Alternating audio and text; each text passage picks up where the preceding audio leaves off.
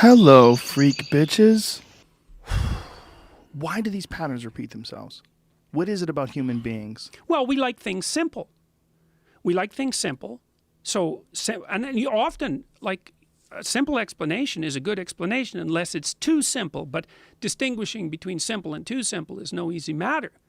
We like to know who's our friend and who's our enemy. And we like the feeling of unearned moral superiority. And then Unearned moral superiority. Yeah, that's the why the earn it, distinction. man? Especially when there's no such thing as earning anyways. So, and then, I mean, there's deeper and darker things that are underneath that. It's like the human proclivity to pull down those who have more than you. It's like these kids on the campuses who are claiming identity with the oppressed, you know, at somewhere like Yale. It's like, how in the world you can speak of oppression if you happen to be at Yale is beyond me. I mean, first of all, you're North American, which puts you in the top 1%. And then of North Americans, you're in the top 1%. So you're in the top 1% of 1%. But yet you want that. You want to have all the power that goes along with that. And you want to have the moral superiority that comes from being a representative of the oppressed. So that's exactly what you want. You want all the power and you want all the victimization at the same time.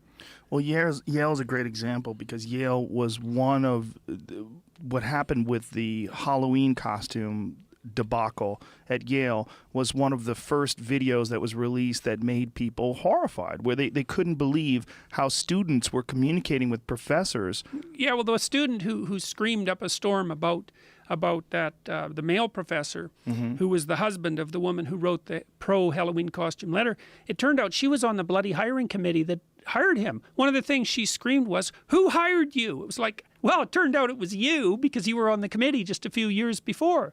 I know, and they took, like, yeah, that was absolutely Explain appalling. that to people that don't know what the hell we're talking about. Well, But explain this debacle because it really was about questionable Halloween costumes.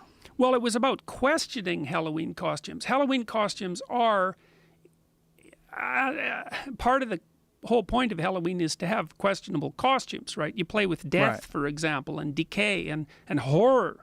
And it's a time when the norms with regards to the expression of things that are outside of our normal behavior are suspended so that everybody can have a little celebration, as it turns out. Well, you know, campuses have got all upset about things like cultural appropriation. At Queen's University in Canada just the other week, they were going after students who were dressing up as Viet Cong, for example, or Mexicans. It's like, I just don't see what the hell's racist about dressing up like a Mexican. Mexicans have a traditional clothing.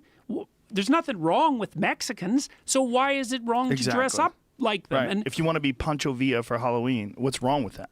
well, you can regard that as an homage just as much as a denigration. It's like, why is that such a problem? Right. But anyways, it doesn't matter because nothing's too trivial to be a problem to a social justice warrior, and because they don't like to deal with real problems. And Yale went after Halloween costumes. So this woman wrote a letter saying maybe we should just relax about this stuff and, you know, don't put restrictions on what people wear for Halloween, but let people decide what is and isn't offensive.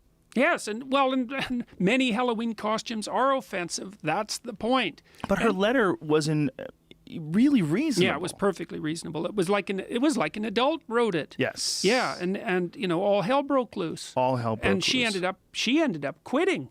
And I think he did. Did No, he I don't leave? think he left. I don't think he left, but she did. Seeing him bow down to this woman screaming at him, swearing in his face, was so disturbing. It was so humiliating. I felt so humiliated for him because she was screaming, "This is our home. What the fuck are you doing? You're not making this safe." And it's not her bloody home. The university's not a home. Right. It's not a safe space. It's not a secure space.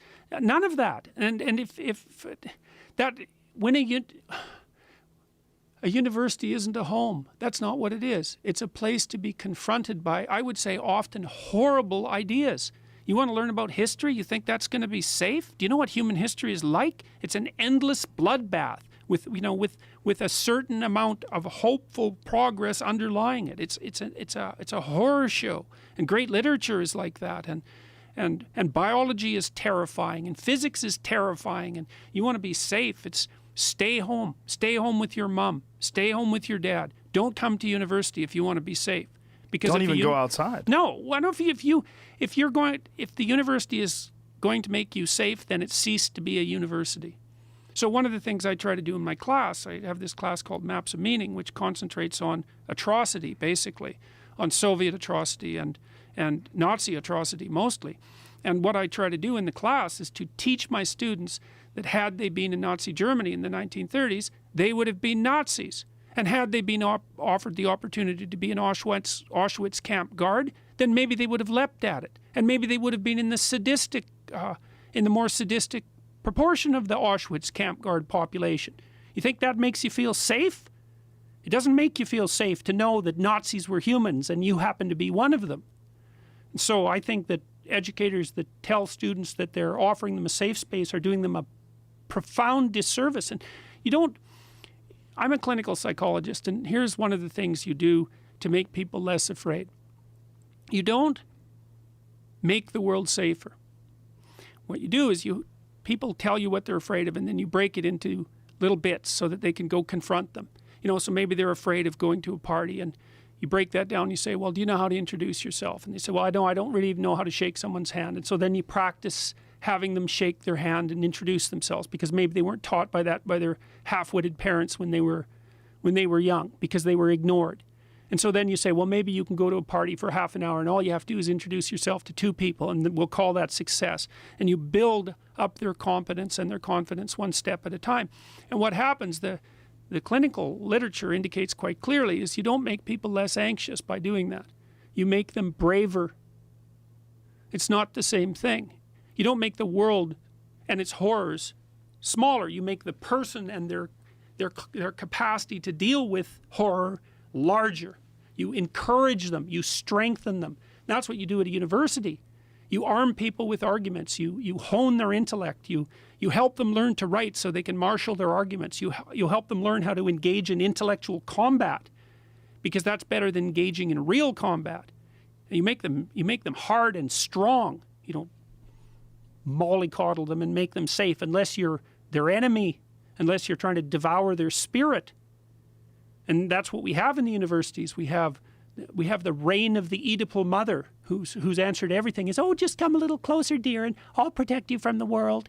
It's just like Hansel and Gretel's, the witch in the Hansel and Gretel story. Well, my house is made of gingerbread. Just come in here and everything will be fine. Well, she feeds you candy to fatten you up so she can eat you.